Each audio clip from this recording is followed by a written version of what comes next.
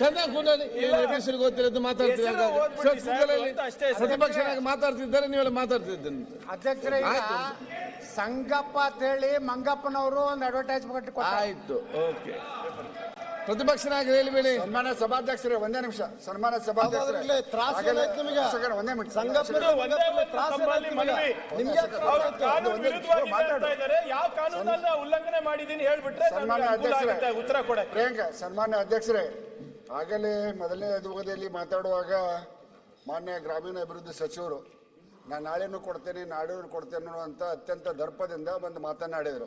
ಕೊಡ್ಲಿ, ಅವ್ರದ್ದೇನು ಅವ್ರ ಕಡೆ ಸರ್ಕಾರ ಐತಿ, ಬಹುಮತ ಐತಿ, ಕೊಡ್ಲಿ.